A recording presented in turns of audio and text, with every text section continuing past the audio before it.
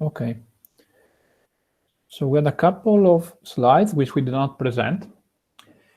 And in particular, last time we discussed non-interference, and we said that non-interference is a great way to formalize confidentiality, because in particular, we formalize confidentiality by saying that high variables which contain private information, must not affect low variables, so variables which include public information.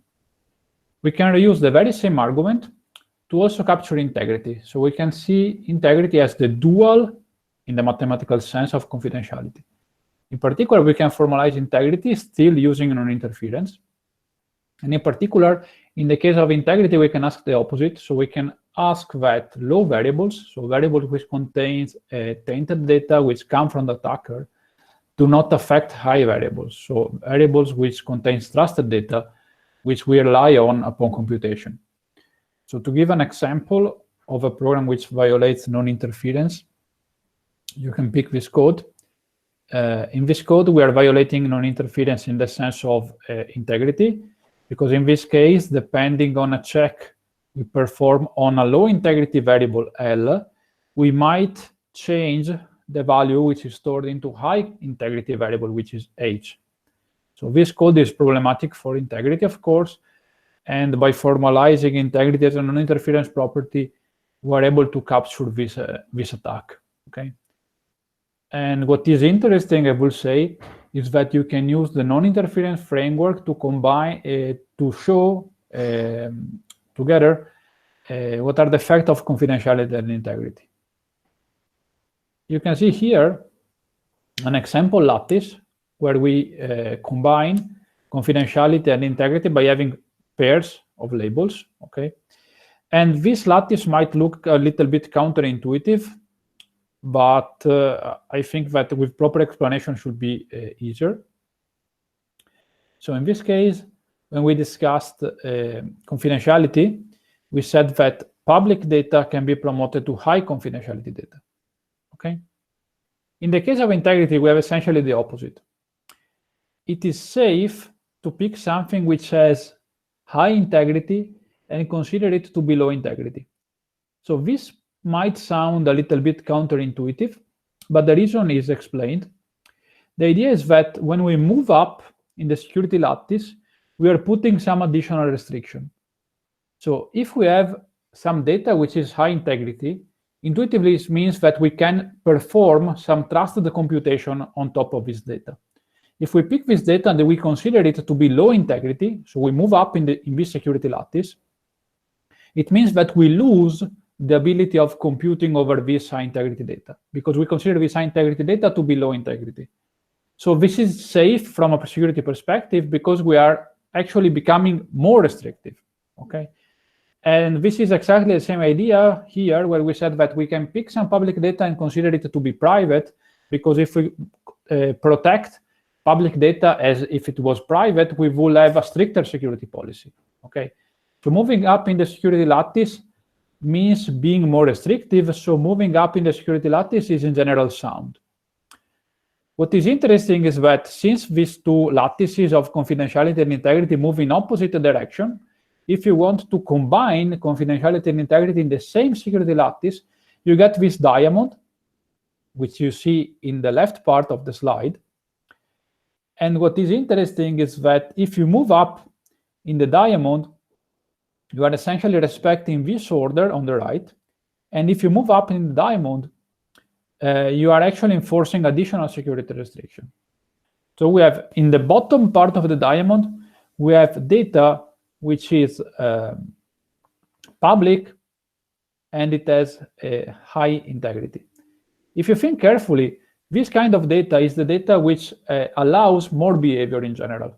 Public data can be sent everywhere, and if I have some high integrity data, I can compute reliably on top of the high integrity data. So this kind of data, LH, is the data for which I have the most liberal use, okay? And this formalizes our idea that if we move up in the lattice, we always have more restrictive behavior. If we check the top of the lattice, we have data which has high integrity and high confidentiality and low integrity. This is the most restrictive case, because it means that this data must be protected, because we cannot send it, for instance, on public channels.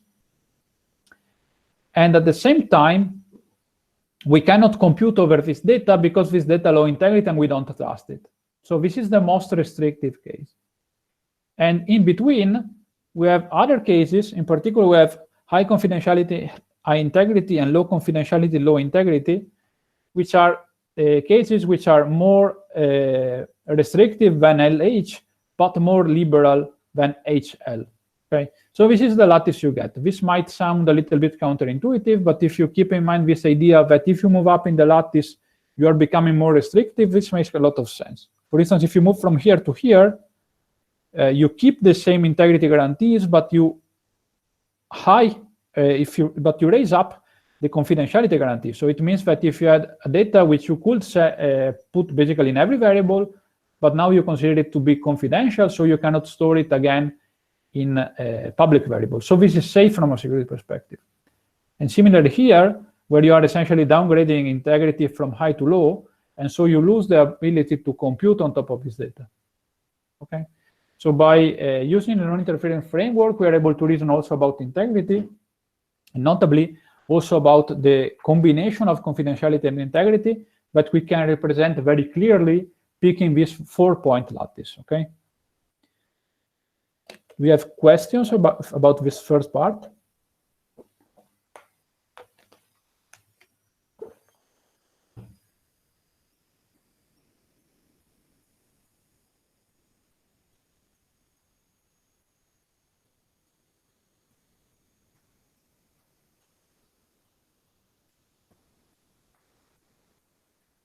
Okay, so if you don't have questions, we can move to the next set of slides. And in particular, as I said, this is probably one of the hardest lectures, so please try to be careful, okay? In this lecture, we discuss declassification, okay? So what is declassification? I want to start the lecture with the same quote I had last time. So a secret is something that it was told to one person at a time. But if you think carefully, I was somewhat lying in this sentence, because the non-interference is very, very strong property. Non-interference does not allow a secret to be told to anyone. In particular, we observe that non-interference rules out both explicit flows of information and implicit flows of information. So it's a very strong property. But as a matter of fact, there are plenty of applications which violate non-interference, and violate non-interference for a good reason. Try to think about pin checking. So you go to the bankomat, and you put your card in the bankomat. You want to write the pin.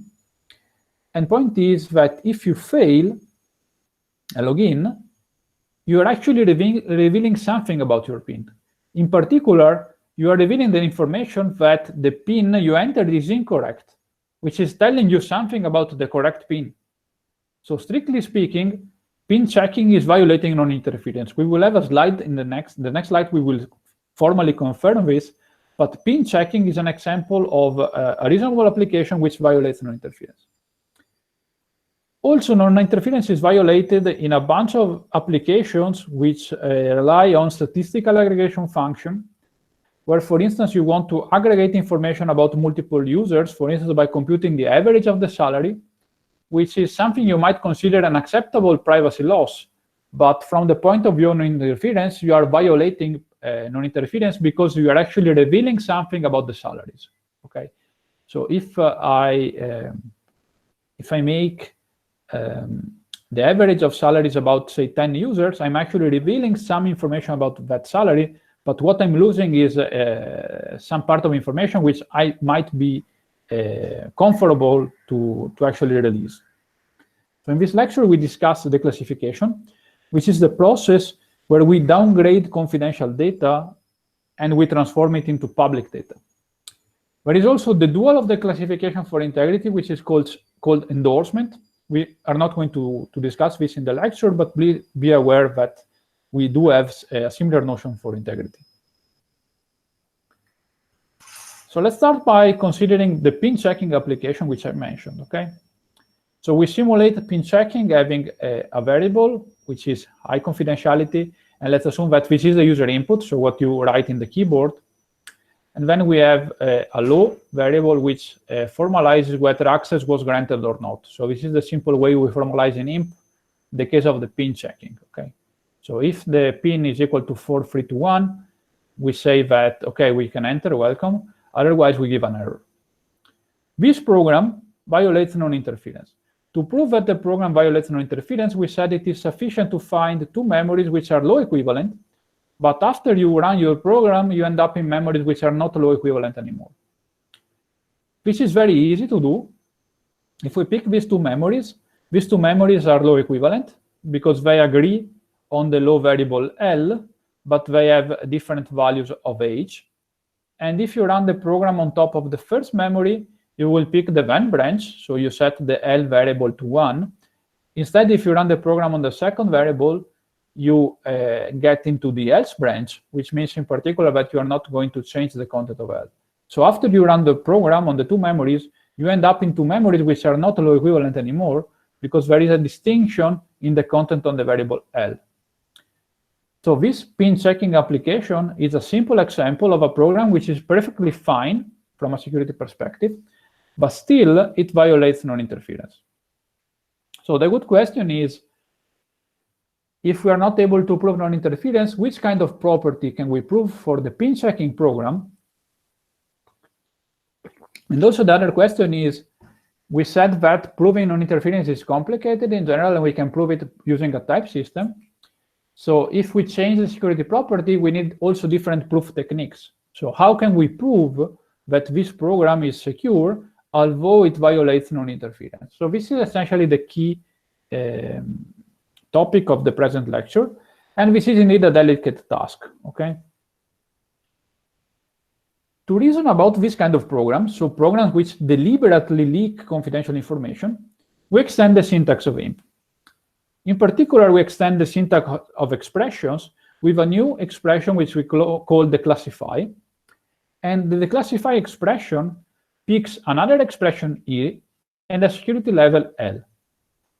Intuitively, this kind of expression has no semantic import. This means, technically speaking, that the runtime behavior of declassify E to level L is exactly equivalent to the expression E.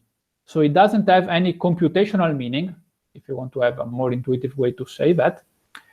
But since we essentially enrich the information of L with the deliberate information that we really want to declassify some confidential data, we're essentially annotating the program in a way where we make explicit all the points where the loss of confidential information is enabled. This is very useful because, in general, leaky confidential data is potentially dangerous. So by including this explicit annotation inside the program, we're making apparent in the syntax of the programs the points where we actually want to deliberately leak some part of information.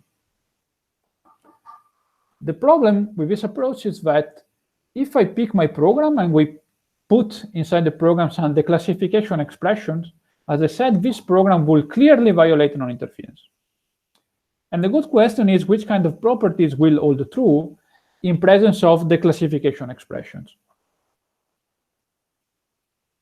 To show an example of usage, let's consider the case which I mentioned before, where we want to compute the average salary. So let's consider this program. In this program, I will pick 3 salaries. I assume that the salaries are stored in H1, H2, and H3. These are all confidential data. And so I can compute the sum of the 3 data and divide by 3, and this will give me the average, and the average can be put inside a public variable. Of course, this program violates non-interference. Do you see why?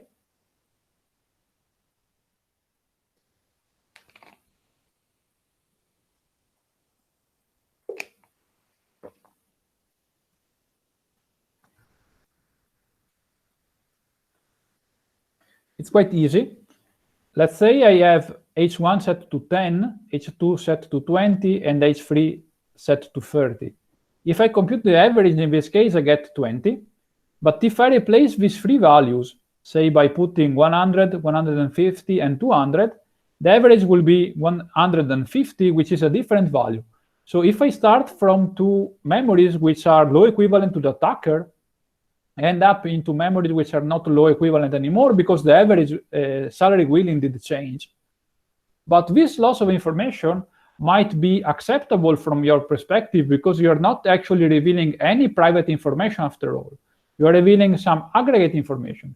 In this case, we have 3 users, so apparently we are leaking a lot of information, but if I had, say, 1,000 users, the average salary will not tell much about individual salaries. So I might be perfectly fine into declassifying this kind of information. For simplicity, we stick to 3 users in this slide. And so, since this program violates non-interference, if I want to come up with a reasonable program, I must explicitly annotate this program inside a declassify expression, where I put the expression E, which I want to evaluate, in this case, the expression which computes the average salary. And I explicitly say that this kind of information, which is normally high confidentiality, can be treated as low confidentiality. So far, there is nothing particularly interesting, but for the fact that we are asking the programmer to explicitly annotate in the programs point where the classification might take place, which makes a lot of sense because, I mean, if you think carefully, this is a kind of downcast in Java. In Java, you can also cast types to different types, but when you want to do it, you have to explicitly put this information inside the code by using a cast operator, and this is quite similar in spirit. So since we are doing something which is potentially dangerous, it's much better to reflect this information inside the code. So far, so good, I think. Now I want to show you that if we just blindly accept programs which make use of declassify expressions, we might end up with programs which are not secure. So we might come up with programs which we don't like. And in particular, what about this program? So let's consider this program. Do you see why this program is a program which we don't like?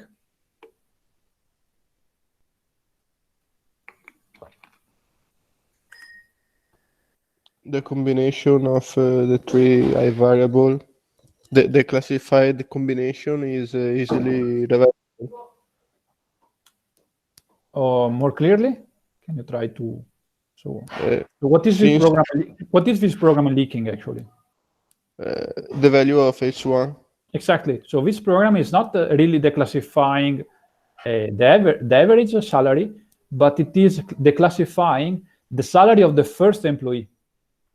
So this program suffers from a so-called laundering attack, where I essentially play around the classification expressions so that I don't actually reveal what I wanted to originally reveal, but I abuse of the declassification expression to reveal information about an individual user.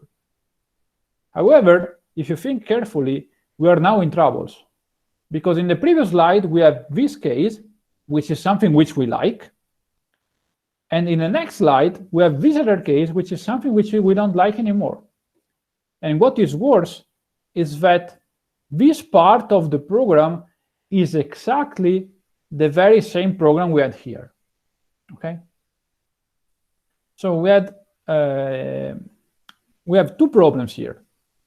The first problem is we must understand exactly why the first program is fine and the second program is not fine anymore. And then we need an enforcement technique to prove the security of programs containing the classification expression, which is going to be more complicated than a traditional type system. Because if you think about the type system for information flow control, which we designed, we analyze the security of statement individually. So each statement was good or not good in isolation from all the other statements. But this property does not hold true anymore for this program, because this statement is broken in this program, but it's perfectly fine in this other program. So we need an enforcement mechanism which is a little bit more complicated than a traditional type system. Okay. If you want to reason carefully about what is the key difference of these 2 programs, The key difference is what is actually declassified. Because in one case, we indeed declassify the average. In the other case, we don't declassify the average, we declassify something which is an individual salary. We can formalize this property. The formalization is a little bit complicated, but I think that it becomes very intuitive if you follow me. So the property we consider is called delimited release. This property is a property we use to characterize programs which contain declassification expressions. So these are programs which violate non-interference, but we want to say that non-interference is violated in a good way. And this is exactly what we formalize by delimited release. So let's consider a program C, and let's assume that this program contains exactly n declassified expressions. So we declassify expression E1 to level L1, and then we eventually declassify expression En to label Ln. We say that a program C is secure with respect to delimited release if and only if, for all the labels we consider, and all memories such that the two memories are low equivalent, and moreover, all the expressions which are declassified to a label which is below L evaluate to the same value, then what we get is that after running the programs on the two memories, we get two memories which are still low equivalent.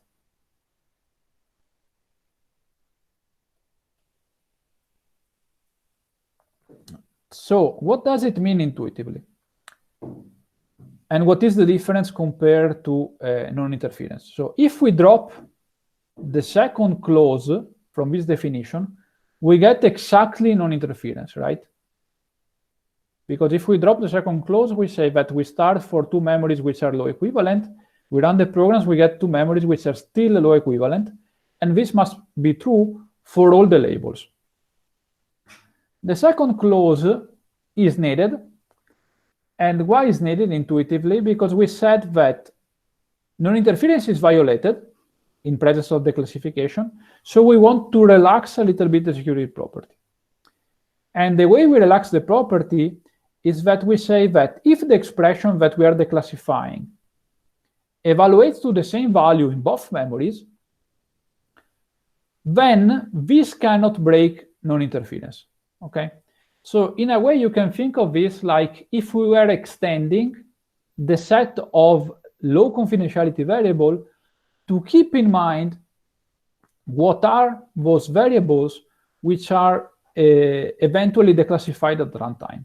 So variables which contains data which is eventually declassified are still considered to be low equivalent. Okay, that's the key intuition. The way I want to show you how the intuition works is by showing you some examples, which hopefully will convince you that this is a good property. In particular, I can show you that the limited release, the property we just defined, rejects the previous laundering attack. So the laundering attack is as follows. So we put inside H2 the variable H1, we put inside H3 the variable H1, and then we eventually declassify, and this is equivalent to revealing the content of variable H1, which is not what the programmer wanted when he wrote this kind of declassification expression, which only declassified the average. In particular, to prove the property, we have to find two memories which violate the limited release. Okay, as usual, proving violation is simple because it means that I can just prove a counterexample. So let's consider these two memories, mu1 and mu2. These two memories are low equivalent. Why are they low equivalent? They are low equivalent because the variable L has value 0 in both memories. And as to values, to variables H1, H2, H3, I don't care about the content because indeed this is the high part of the memory which is not visible to the attacker. So these two memories are clearly low equivalent. Moreover, these memories satisfy also the other condition, condition 2 from this slide, where we require that the expression which is declassified evaluates to the same value in both memories. Let's see why. Let's consider the expression which is declassified. This expression is h1 plus h2 plus h3 divided by 3. If we compute this expression in the first memory, the value we get is 4, because it's 12 divided by 3, sorry. In the second memory, this expression still evaluates to 4, because what we did in the second memory was just to swap the content of variable h1 and the content of variable h2, okay? So the average will not change. However, what we get is that if we run the program on top of these two memories, after running the program, we get these two final memories, okay? And these two final memories are not low equivalent anymore, because in the first memory, I have the value 2 bound to the variable L, and in the second memory, I have the value 4. In particular, it's very easy to confirm so. If we check this program, we notice that this program is semantically equivalent to declassifying just H1. H1 has value 2 in the first memory, and it has value 4 in the second memory, which is exactly what is reflected into the low variable L after the execution of the program. So this is a program which violates the limited release. And this is fine, because indeed we were rejecting a program which suffers from a laundering attack.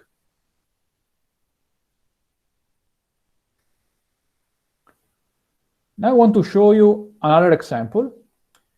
In this example, we have an electronic wallet. Okay, so the idea is that we can have a payment, and what we do is that if we have enough money in our electronic wallet, we do the payment, otherwise we don't, okay?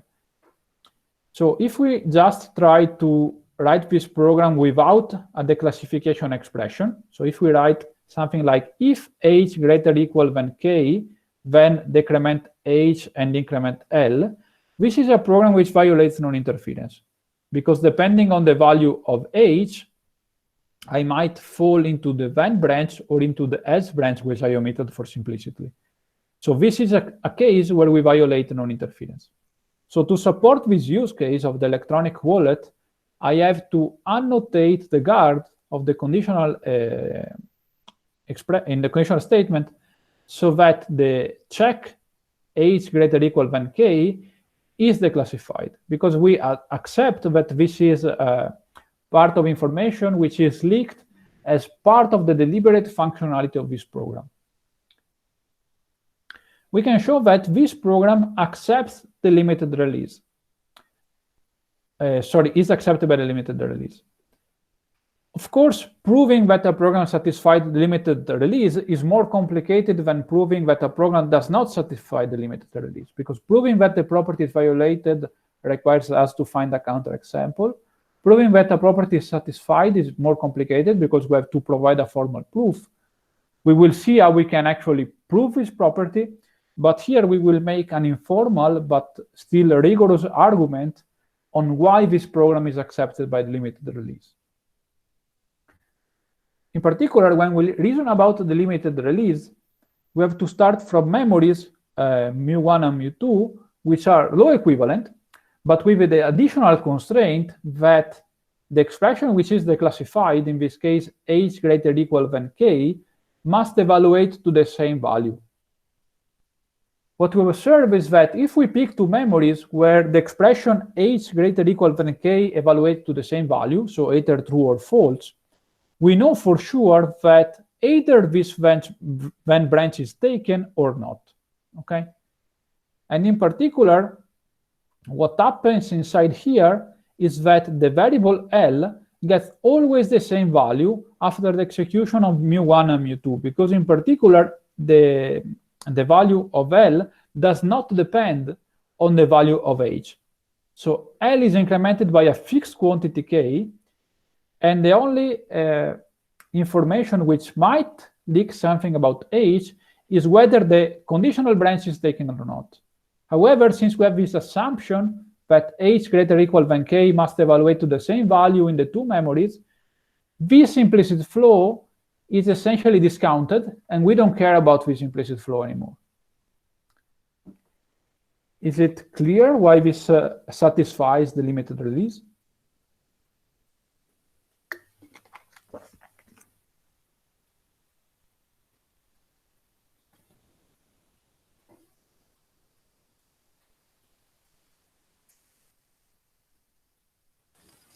Can you repeat, please?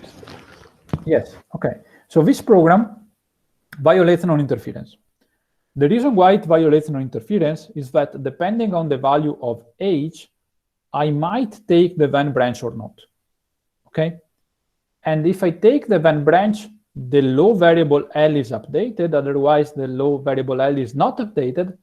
So depending on whether the then branch is taken or not, I might infer something about h. So this program violates non-interference. So I must annotate this program with a declassify expression to make it acceptable, where I explicitly accept that the guard h greater equal than k is an information which can be declassified. This program satisfied the limited release because in the limited release definition, we require the two memories that we consider to evaluate the expression that we declassify to the same value. So either h greater equal than k evaluates to true, both in mu1 and mu2, or h greater equal than k evaluates to false in both memories. If h greater equal than k evaluates to false in both memory, it means that the variable h is not updated, which means that there is no flow of information. If instead h greater equal than k evaluates to true, it means that the variable L is updated in both memories, but what is interesting is that this variable L will be updated in both memories of the same quantity, because k is a fixed quantity which does not depend upon h. So it means that if I start from two memories which are low equivalent, I still end up into memories which are low equivalent, provided that the guard h greater equal than k evaluates to the same value. Is it clear now? Yes, and k is a low-level variable. Yeah, it can be any number. I could replace this example with, I don't know, 100, and that would still work. I just put k to be parametric over whatever you like to write. Okay. Thanks. It's clear to everyone now?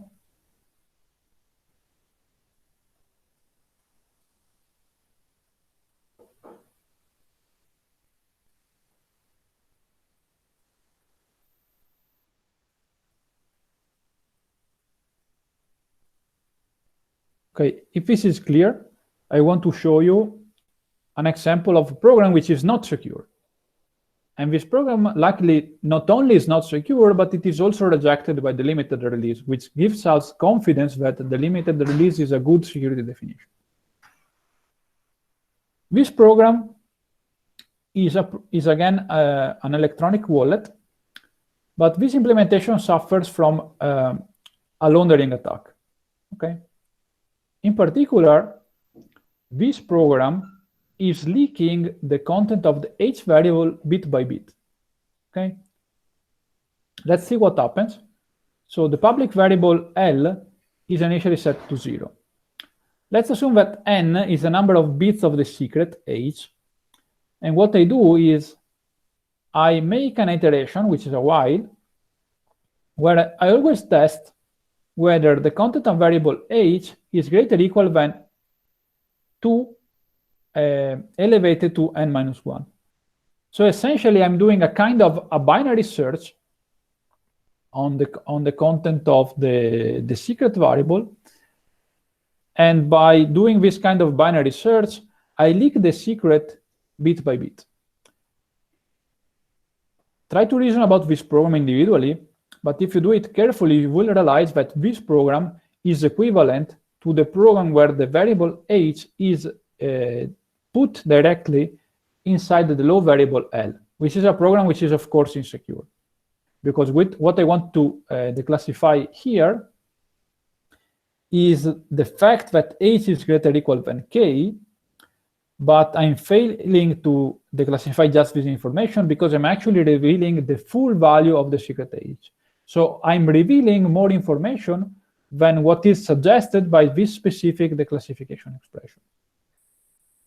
So this is a sort of an exercise for you. So once we are done with the lecture, I ask you to first convince yourself that this program is indeed equivalent to this other program which I wrote.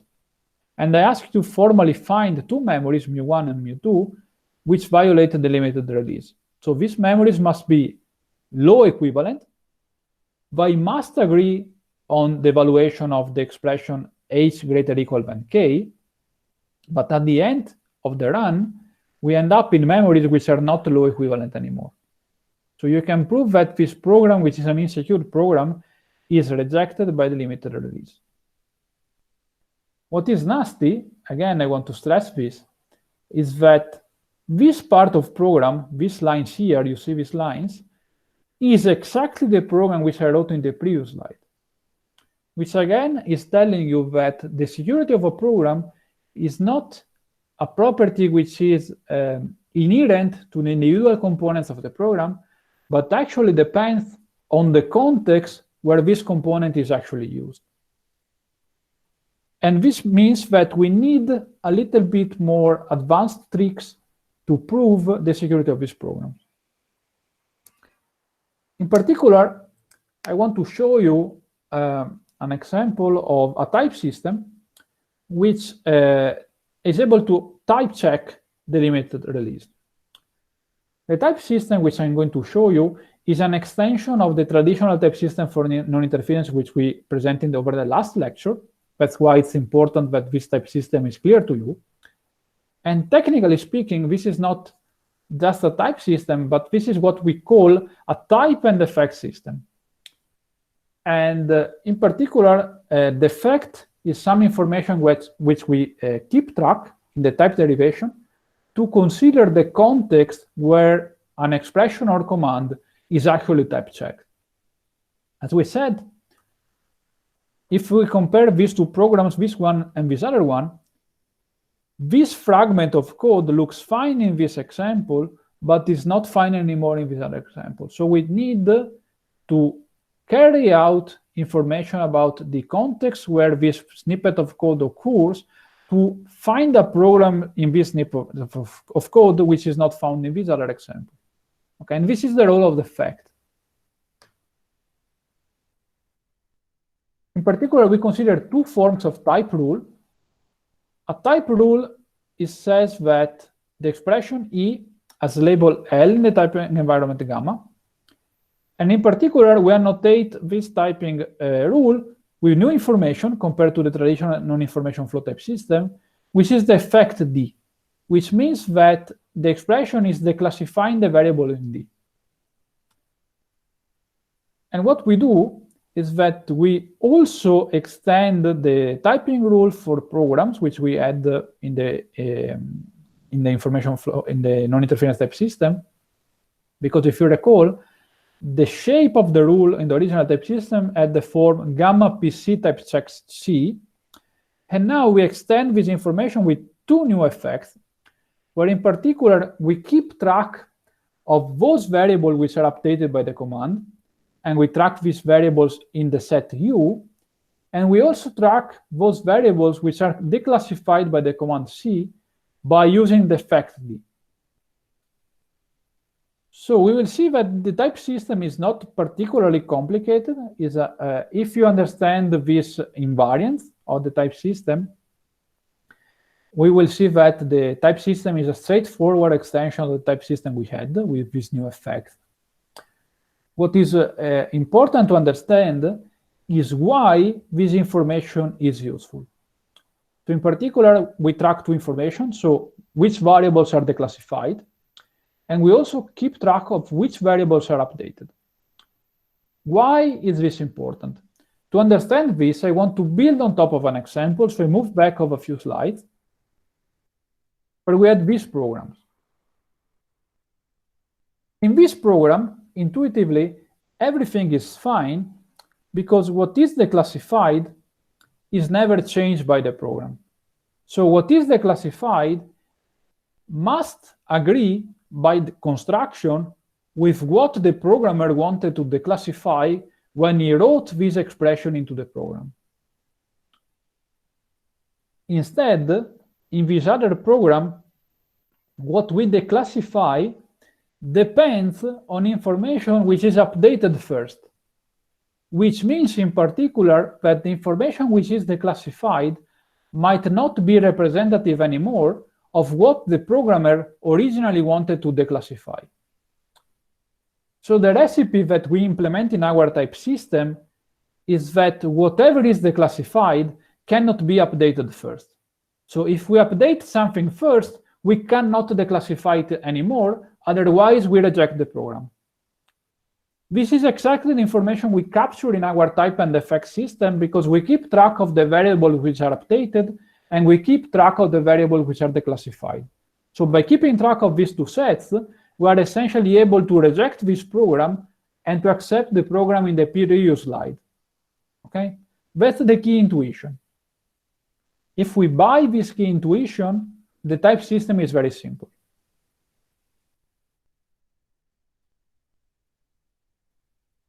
Is the intuition clear? So the intuition can be summarized in do not update what is eventually declassified.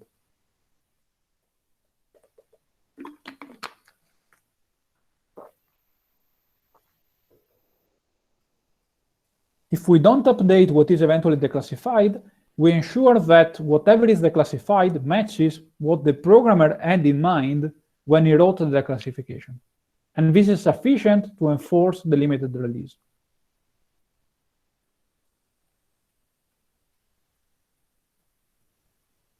If this is clear, let's have a look at the typing rules. As I said, the typing rules are a straightforward extension of the typing rules we had the last time. We have just to keep track of effects. In particular, if you recall from the information flow type system we consider, the value v can be given any label by the type system. What is the effect we have to put here? The effect is the set of variables which is declassified by the expression. So since there is no declassify here, we just use the empty set. Similarly, the label which is given to the variable x by our type system is just whatever we find in the typing environment gamma. And again, since there is no declassification here, we just put an empty set as the effect.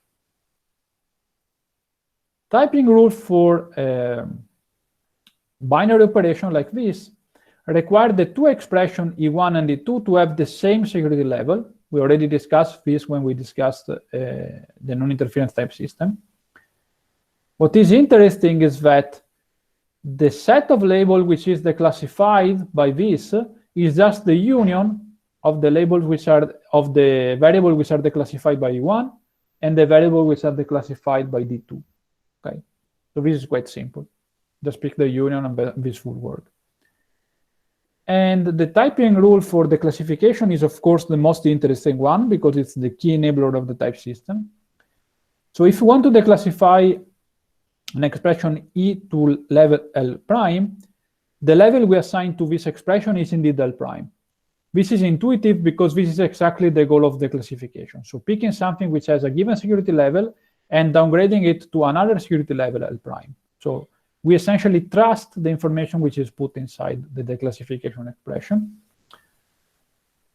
We must be able to type check E, okay? But what is important is that what is declassified here is just the set of variables which occur, inside the expression E. So the effect for this expression is just the variables which syntactically occur inside the expression E. And this is a straightforward extension of the original subassumption rule we had for expression. So if I have an expression, I'm able to type check it at level L, I can raise the security label to L prime, and this will work correctly, and cannot change the set of the effects. So this is really a straightforward extension of the original type system, where essentially the only interesting rule is this rule for the classification expression. Is it reasonably clear?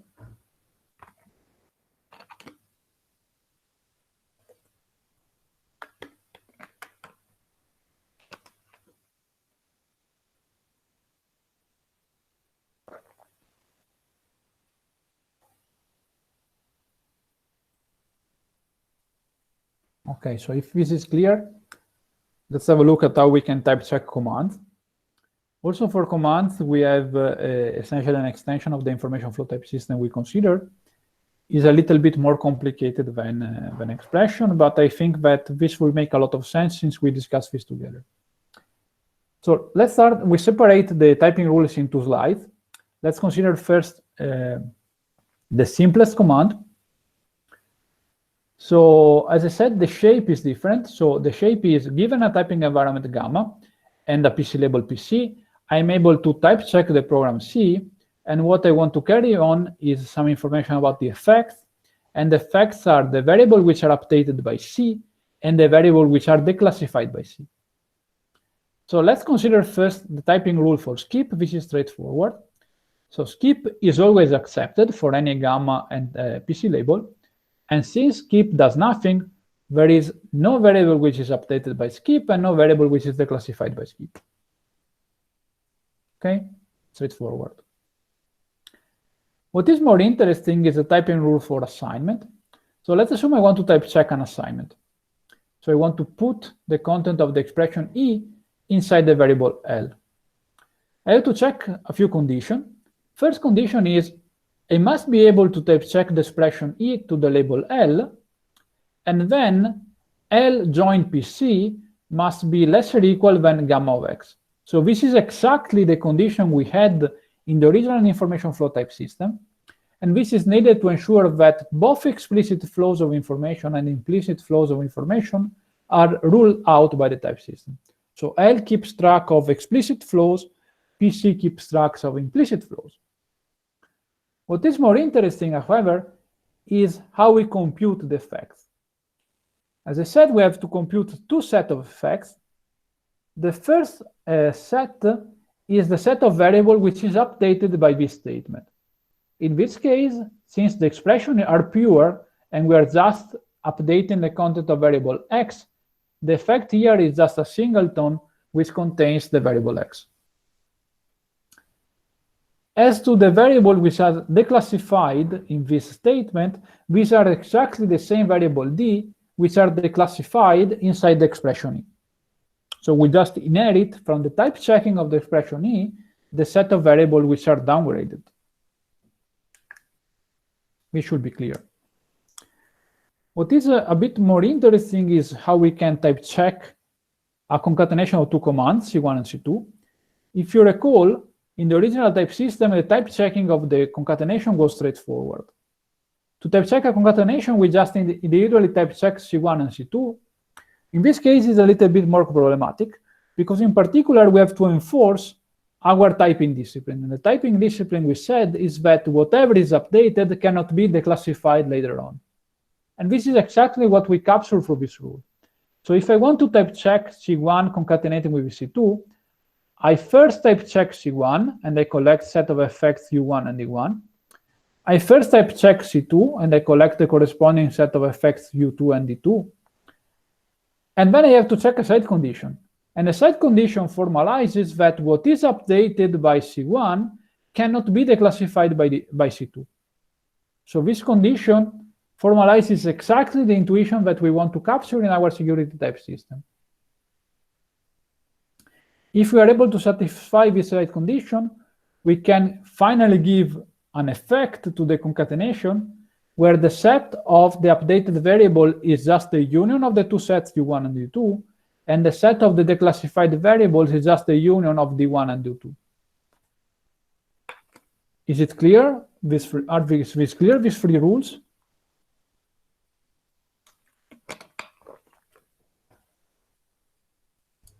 Can you repeat the last rule? Okay, so in the original type system, I can take it, maybe it's simpler.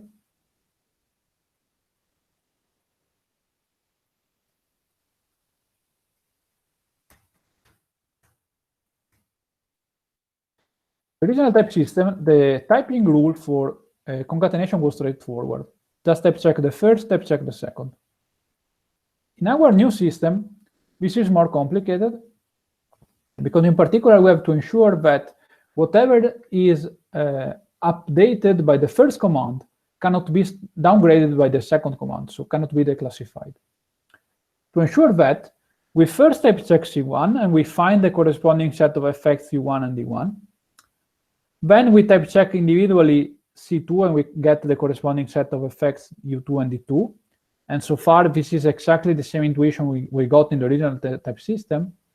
But then we have to check a side condition which says that whatever is updated by C1 cannot be declassified by D2.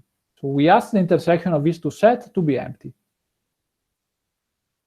And finally, to conclude the typing rule, I have to find the effects which I want to assign to the concatenation of the two commands. And so I have to compute the set of variables which are updated by the concatenation, which is just the union of the two sets U1 and U2, and the set of variables which are declassified by the concatenation of C1 and C2, which is just the union of D1 and D2. So the secret sauce is this part. The other part is straightforward. Okay, we don't care that part that is declassified by C1 and updated by C2. No, because the problem is whether we have something which is updated and later on declassified. So we want to keep track of, let's say, temporal information. So if I first update, then I cannot declassify. But I can declassify and then update because that is safe from a security perspective. Okay, thanks. Let's consider now the two missing rules. We have one rule for conditional, one rule for while, and finally the subsumption rule, which is straightforward. We don't care about this that much, so we care about these other rules. So the typing rule for the conditional is very easy. Okay, so for conditional, what we have to do is we just type check the guard, we find the corresponding security level L, and then we want to type check both the then branch and the else branch after raising the PC label with the same label of the guard. So this is exactly what we did in the original information flow type system. What is the only difference? The only difference is that we also have to compute effects. So we compute a set of variables which are declassified by E, a set of variables which are updated and declassified by C1, and a set of variables which are updated and declassified by C2. This is straightforward. We just have to take into account how to update the effect of the full command. So since I don't know whether C1 and C2 will be executed, I conservatively assume that the union of U1 and U2 is what is updated by this program. And since, again, I don't know which branch between C1 and C2 is executed, I assume that both can be executed. And they say that the variable which are declassified is the union of D1, D2, and D, where D are the variables which are declassified by the guard. So this is really straightforward. What is more interesting is the typing rule for while, because in the case of while, we have to be a little bit more careful. So let's have a look at how it works. So we first type check the guard. So we give a given security level L and a set of declassified variables to the expression E. And then we want to type check the body of the loop by raising the PC label by taking into account what is the security label of the guard. And we compute the corresponding set of updated variables and declassified variables. So this part is essentially the same part that we had in the original information flow type system. What is interesting is that we have a side condition. And I want someone of you to help me into reading this condition. So what is this condition telling and why this condition is useful? So let's start by saying, what is the condition telling? So what is the English reading of that condition?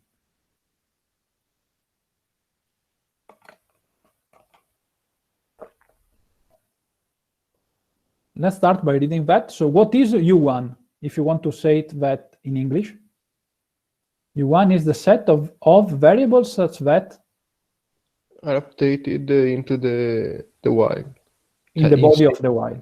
In the body, yes. Yes. So I say that the set of variables which are updated in the body of the while intersected with what? The set of variables which are Declassified by the guard. Yes, union with the set of variables that are declassified in the body. in the body, all this must be empty. Why is that? Because the while is unrolled, right? So if I want to execute while I do C, what happens is that I first execute C, and then I evaluate while I do C again. So what is updated in the body of the loop might actually come first of what is updated, sorry, it's downgraded in the guard and in the body of the loop itself. In particular, if you have something like while you do C, you know that this guy might do something like this, okay? And so this means in particular that what is updated here must not be downgraded here and must not be downgraded here. And this is exactly what is formalized by the typing rule that we have here. So what is updated in the body cannot be declassified either in the guard or in the body itself, exactly because at runtime, it might be that the body is executed before the while loop itself as the result of the execution of the while loop. So as the result of loop unrolling, okay? So that's the only complicated part of that rule. And if we buy this side condition and when we understand why this is important, assigning the effect to the while statement is straightforward because what is updated by the while is exactly what is updated by the body, and what is declassified is just the union of what is declassified by the body and what is declassified by the guard. So the rest is super simple. So the only interesting bits I will say are the side condition that we have on the while and the side condition that we have in the sequential composition.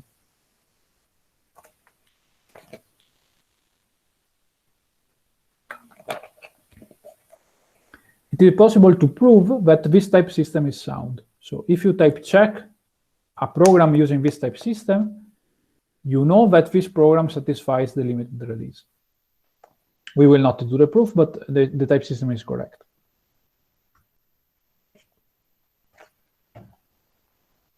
So far, so good, I hope. If something is not clear, please speak up before I move into the second part of the lecture.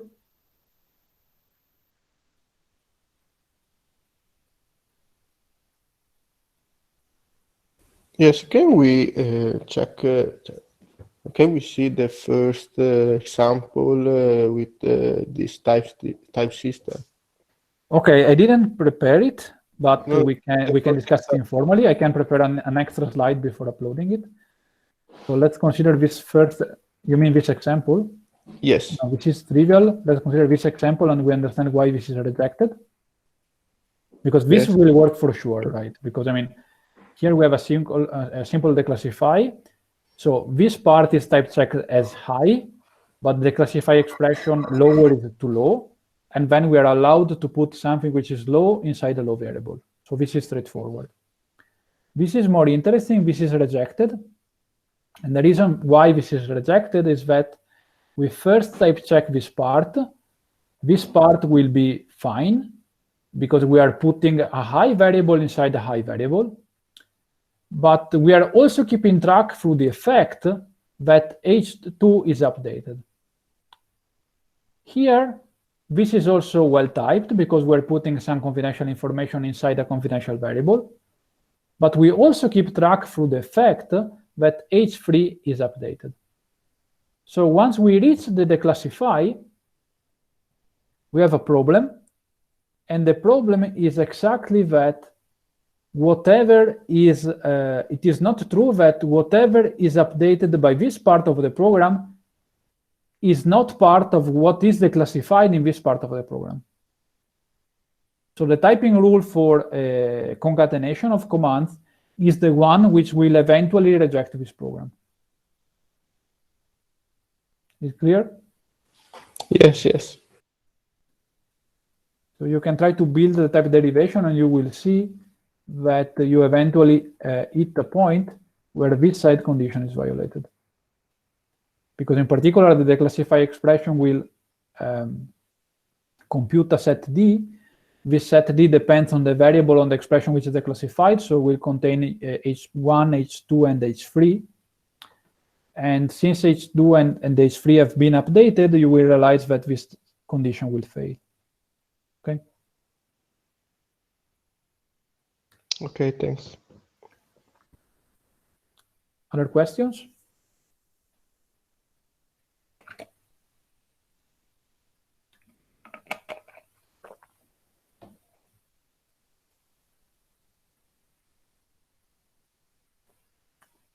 Okay, so this is the classification, and we consider the security of the classification in terms of the limited release. There is still an interesting point to notice that once we consider an active attacker, there is an interplay between integrity and the classification. So in particular, since the attacker is active, can compromise low integrity data, the attacker might be able to influence the classification decision. We will see examples in a moment, but intuitively we want that the attacker cannot abuse of this capability of corrupting data to influence what is declassified or whether some information is declassified or not. Let's focus on examples first. We don't have yet a security definition, but I want to reason with you whether these programs are intuitively secure or not. Let's start by the first one. In the first example, notice that now I'm annotating programs with two labels, one for confidentiality and the other one for integrity. So in this example, I pick a variable y, which has high confidentiality and high integrity. I downgrade it using the classify to something which has low confidentiality and high integrity. And I put inside a variable which has low confidentiality and high integrity. Is this program fine to you? Intuitively, I mean.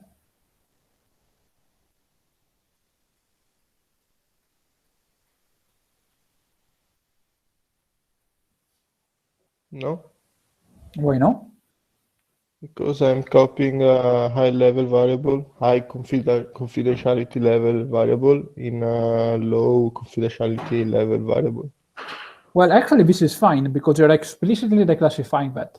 So if you didn't put the classify here, that will be broken. But since we put the declassify, we are saying explicitly that we don't care about the confidentiality of y after all. We can declassify that to public, and we are storing that inside the public variable. So this program is fine. Okay, I talked without the classification. Without the classification, this is broken. With the classification, this is fine because the programmer is explicitly accepting that this variable can be declassified. Maybe the programmer didn't make the good choice, but since we want to trust the programmer, we will trust him and say, okay, this program is fine.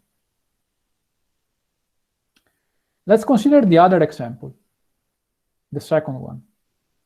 In the second one, we branch over a variable z, which has low confidentiality but high integrity. And if we take the vent branch, we do exactly what we did in the first program. Intuitively, is this secure or not?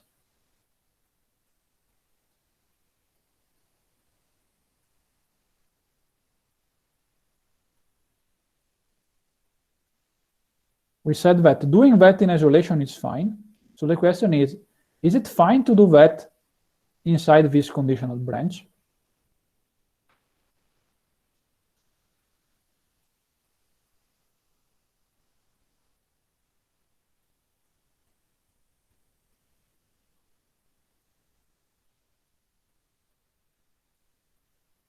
If it helps, you might contrast this program with the third program. I tell you already that one of these programs is secure, the other one is not secure. And by contrast, you might be able to tell me why.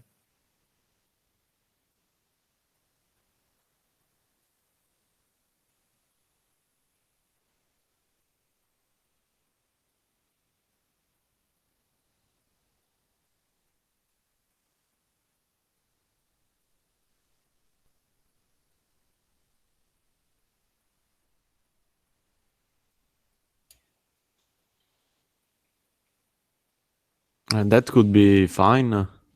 Which one? The second or the third one? The second. The second one is fine, and the third one is not fine. We will see why. So intuitively, the second one is fine because we're declassifying data, but our choice of declassifying data depends on some high integrity variable that the attacker cannot tamper with. So in particular, our choice of declassifying the variable y cannot be affected by the attacker. By contrast, in the last program, there is a security flaw because we are choosing to declassify data based on a variable which has low integrity. So it means that by playing with this low integrity variable, an active attacker can force our program to declassify data, which is potentially dangerous because it means that the attacker is in charge of choosing which confidential information is eventually released. There is some sort of red herring here because it might seem that something is wrong in this part. In particular, notice that we declassify something to LH and we store it inside something which has level LL, which might look broken, but this is not broken because it is fine to pick something which has high integrity and pull it inside a low integrity. Because as you recall, for integrity, we have the opposite of confidentiality. So putting something which is high into something which is low is fine because you are more restricted in the use of low integrity variables. Okay. For confidentiality, it's the opposite thing. You can put something which is public and store it something which is confidential. For integrity, it's just the opposite. So this program is broken, not because there is a mismatch between this label and this other label, but because we are picking a declassification decision depending on some information which has low integrity.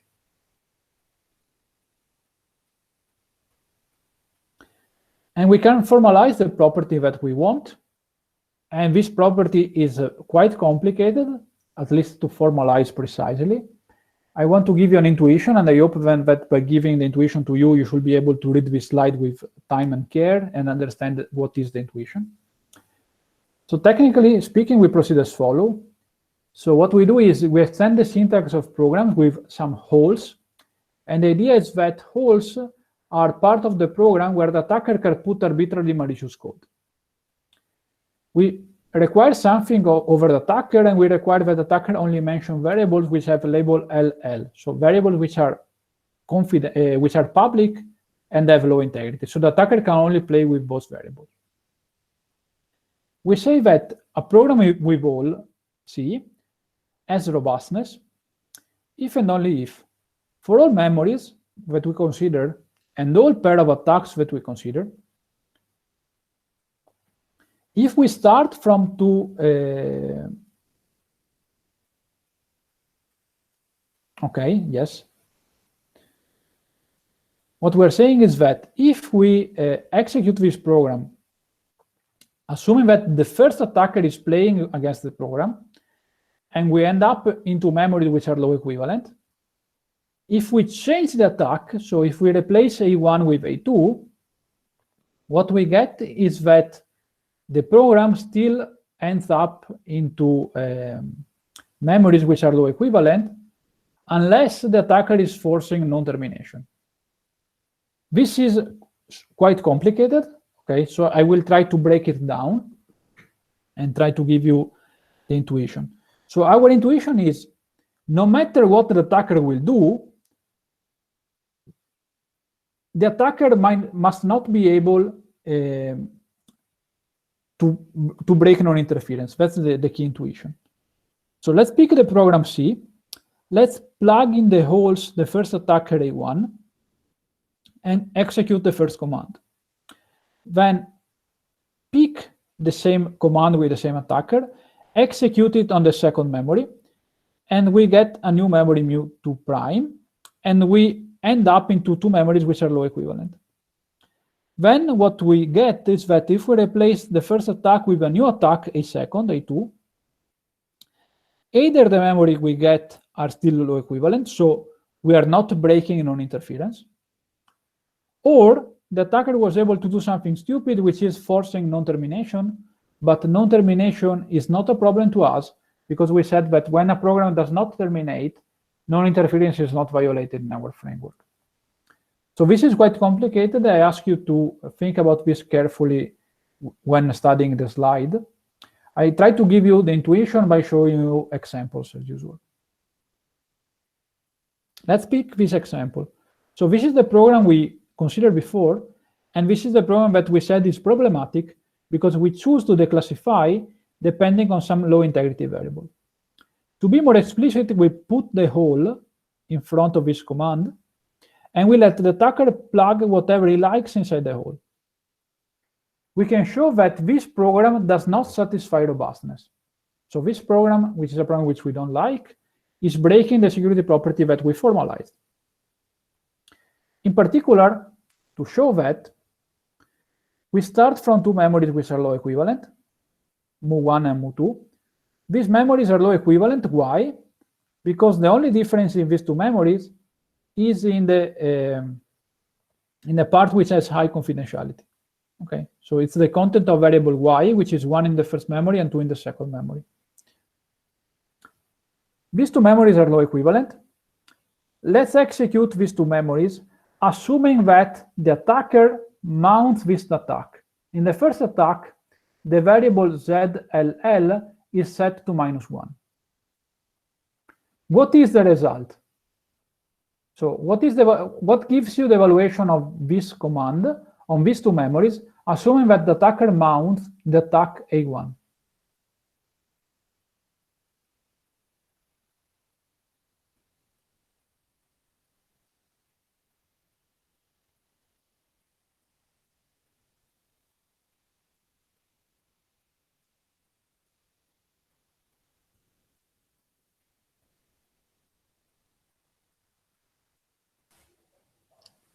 It executes the else branch. Okay, which means in particular that these memories will not change. So Yes. we start from these two memories and we end up in the very same memories. So we start from two memories which are low equivalent and we end up in memories which are low equivalent. This is what happens if we have the attacker A1. So by picking attacker A1, we're essentially in this part of the definition. So we have that, we execute the program, we get two memories, and these two memories are low equivalent. To break robustness, I have to find another attacker A2, such that if I replace this attacker A2 to A1, I end up in memories which are not low equivalent anymore. And in particular, you find an example here in this slide, because if I plug the attacker A2, which sets ZLL to +1 in the hole, what is the end result that we get?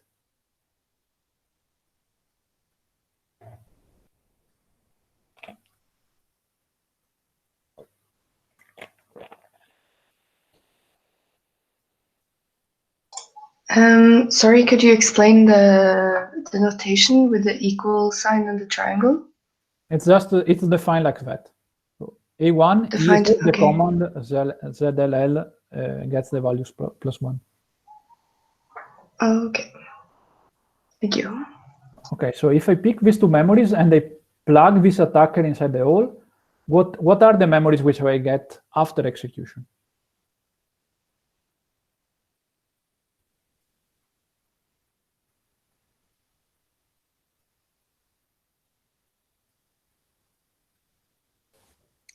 They have different values for the variable XLL. Exactly, because in one case I will have 1 and in the other case I will have 2. Which means that I started from two memories which were low equivalent. I can find an attacker such that after execution I end up in two memories which are low equivalent, so non-interference is not broken. But if I change the attacker and I pick A2, non-interference is violated, which means that robustness is broken. So in a sense, robustness formalizes the intuition that an active attacker cannot be more powerful than a passive attacker, okay? Because in particular, you can formalize a passive attacker as an attacker which is just the skip command, which does nothing. And since we're quantifying overall the possible attacks, we're also covering this case. Let's see another example, and maybe we can close the lecture for today. No, maybe just two more slides so we're able to close. Okay, so let's consider this other example. This is another example where the program violates robustness, because in particular, what we do is we declassify a check, and this check is a check between the variable X, which has high confidentiality, and the variable L, which has low confidentiality. Intuitively, this is dangerous because by playing with the content of the variable Y, you might be able to infer the full value of X, for instance, by implementing a sort of binary search over X. We can show that also this program violates robustness. In particular, let's start from these two memories. These two memories are low equivalent because on the high part, they are different. So I have 5 and 8 here, but in the low part, they are the same. Let's consider now the attacker A1, which is a skip. The attacker does nothing. So what I get after the execution of the program on these two memories, assuming the attacker A1, is that the variable ZL will be true in both cases, because 5 is greater or equal than 4, and A is greater or equal than 4. Instead, if I consider another attacker, an attacker which puts the variable Y to 6, what I get is that in this case, the variable ZLL will evaluate to false at the end of the program, and in the other case, the variable will evaluate to true at the end of the program, which means that robustness is violated. Okay, so in particular, we are showing here that an active attacker is indeed more powerful than a passive attacker. What is interesting is that it is possible to enforce robustness using a security type system. The typing rule for declassification in this case is very easy because it formalizes the two intuitions which were creating problems in the previous example. Let's move back. In this example, we had a problem because we were declassifying something in a context which has low integrity. In this case, we have a problem because we are declassifying something which has low integrity. So in particular, the typing rule for robustness declassification requires that declassification happens in a context with high integrity, which is this H here. Okay, so the PC label must have high integrity. And moreover, the expression itself must have high integrity. So the only form of declassification that we can support is a declassification from HH to LH, assuming that the context has high integrity. So this is the typing rule, which suffices to reject the two programs that we showed.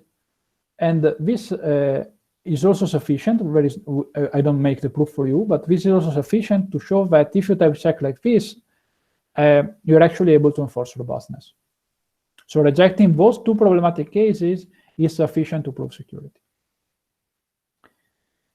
In the last slide, which you can check with care, I show you that by using this typing rule for declassification, we are able to accept the first program, so the program where we declassify depending on a high integrity context, and we instead reject the second program which violated the robustness.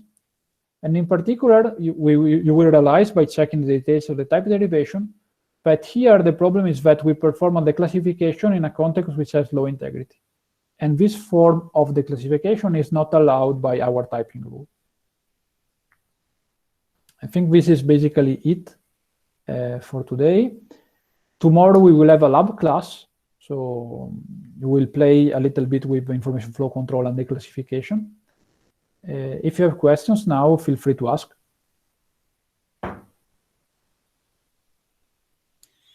Yes, can you re-explain the previous slide?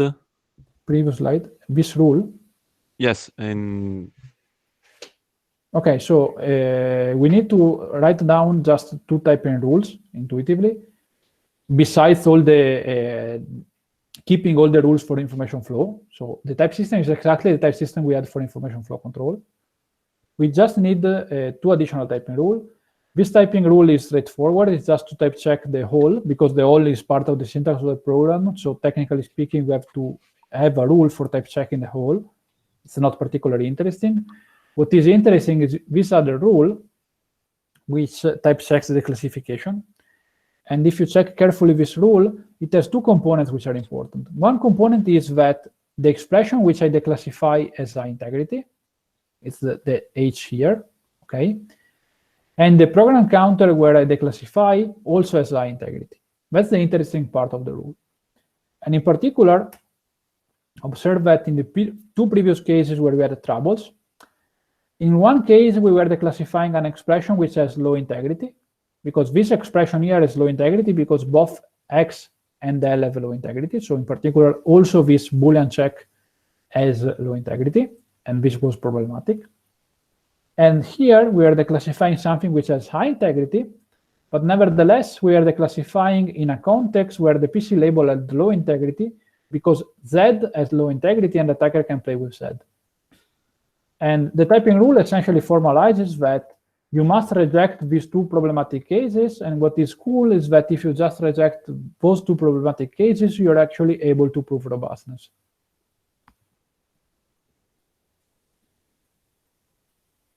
Okay, fine, thanks. Other questions?